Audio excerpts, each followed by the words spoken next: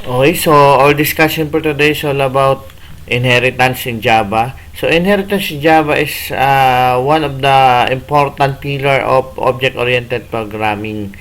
So this is the mechanism where one class inherits the properties and behavior of other class. Okay, so let's start. So inheritance in Java, there are so-called superclass and subclass. So when we say superclass, so this is the class where we inherit to. A subclass, this is the class inherent that properties and behavior of the other class. Okay, so I have here class. I have, for example, I have here class A. Ayan, so then another class B. So in inheritance in Java, if we want to inherit the properties and behavior of the superclass, like for example, I have here int x is equals to 10. Ayan. So, meron tayong field member in superclass na x na may value ng 10. For example, meron ditong another method sa superclass na void display method. Yan. So, for example, south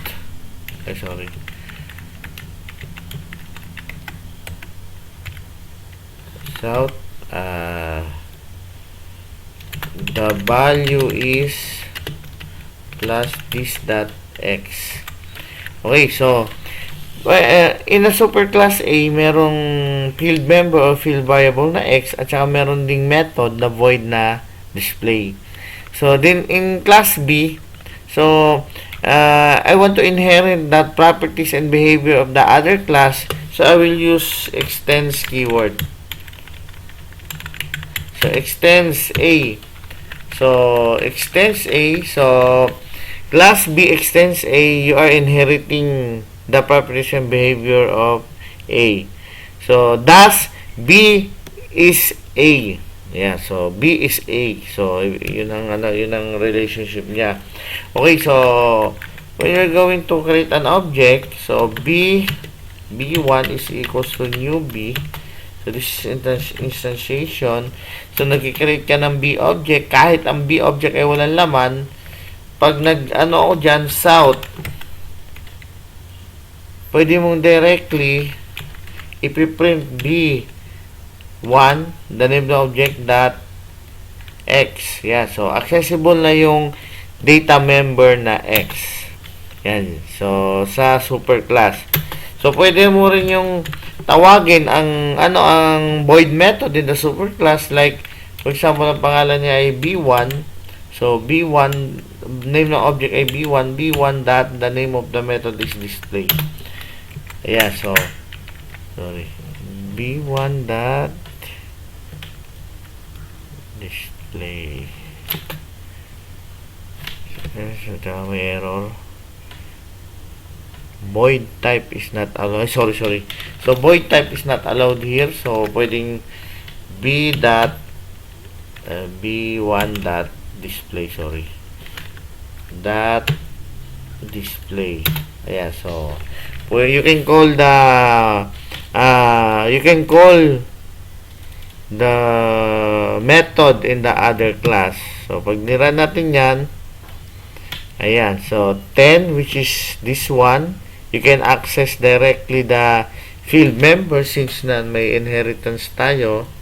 Then the value is 10, which is the value is 10 na meron din si superclass. Ayan, so kaya din i-access ni child class since na meron tayong extends keyword. Okay, so this is the basic example of inheritance. Okay, so we go further for this discussion. So for in another example.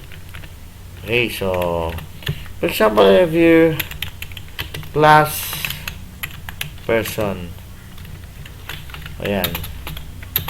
Then I have here subclass class professor. Okay, so pwede nating extend ang properties and behavior ni person. So using extends. So extends person. Okay.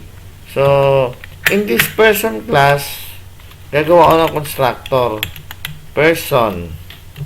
The name of the constructor is the name of the class itself. So person string first name string so string last name.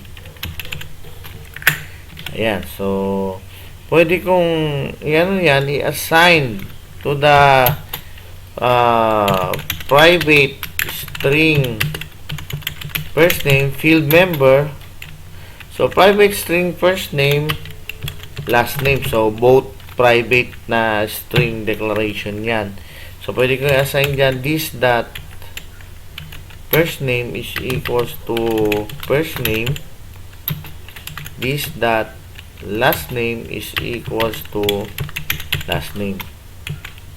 Ayan. So we all know that constructor is used for initialization. You are initializing as a value of that two field variable. So may error, so case sensitive siya. So last name, just like that one. Okay, so then I view a method in the person void print. So void print.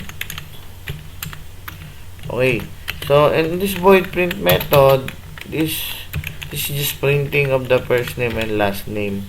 So this that first name plus yan, this dot last name.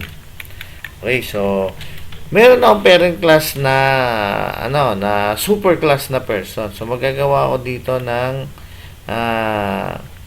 isa subclass. Okay, in a subclass pwede akong magawa ng I have here a constructor again. So professor,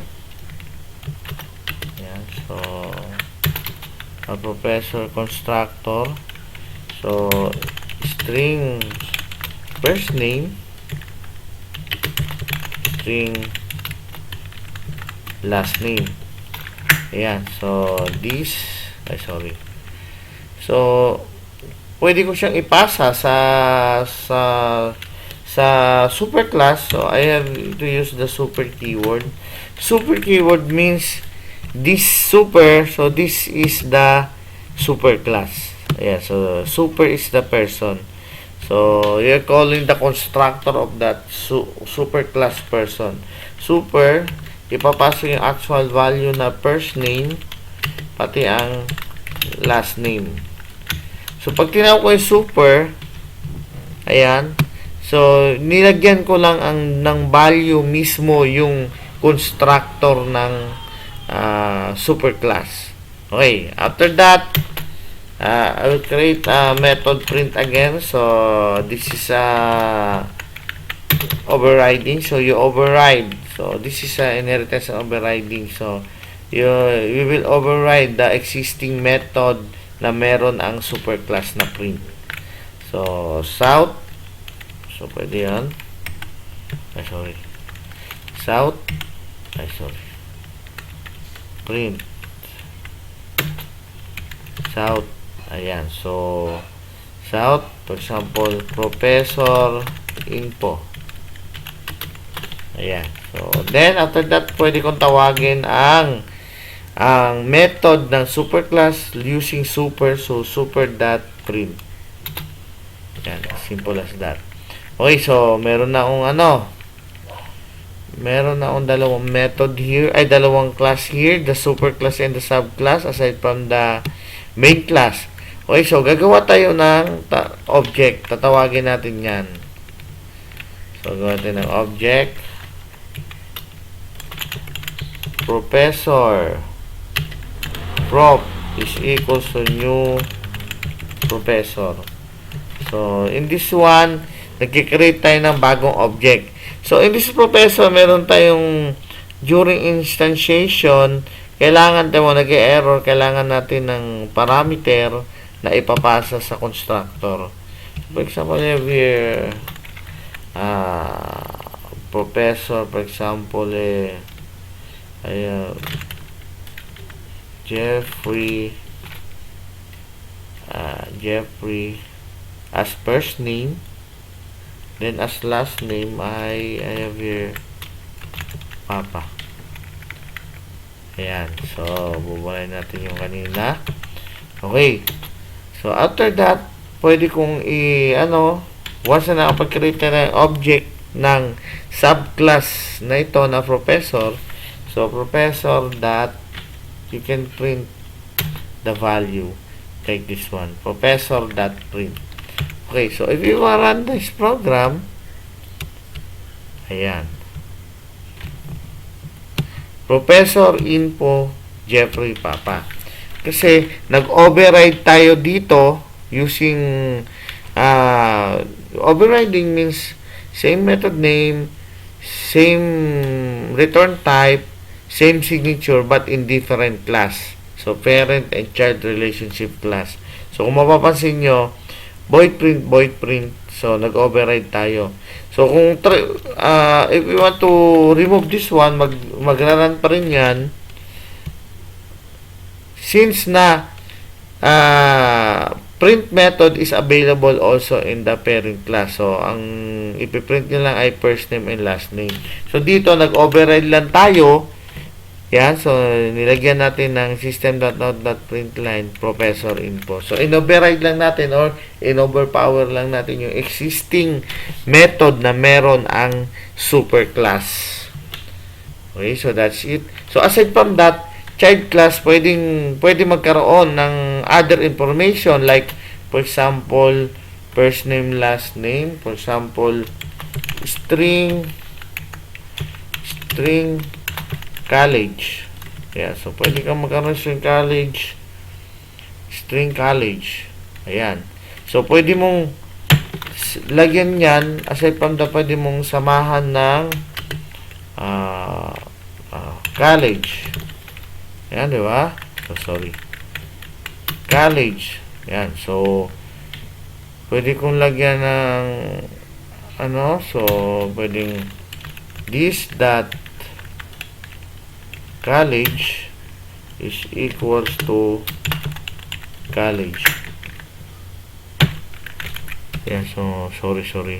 This is string also. Ayan. Then, after that, pwede mo samahan dito college, for example,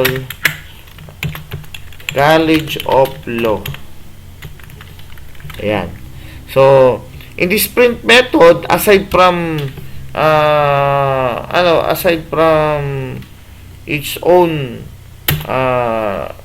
in this print method rather, during overriding, pwede tayo magdagdag ng value like this one, South College. Yan, like this one. So, plus this dot college. Sorry. This dot college. Ayan. So, ayan. So, once na nirun natin yung program na ito, ayan. So, pag nirun natin, so, mayroon professor info, run. Ayan. So, professor info, college of law, bago name ng professor ay Jeffrey Papa. So, kung mapapansin nyo, this is what overriding is all about. Ayan. So, nag-override tayo dito. Pwede tayo mag-create. So, mapapansin nyo, this subclass ay merong siyang property na wala si parent class. Ayan. So, that's all. So, I hope you understand. Thank you.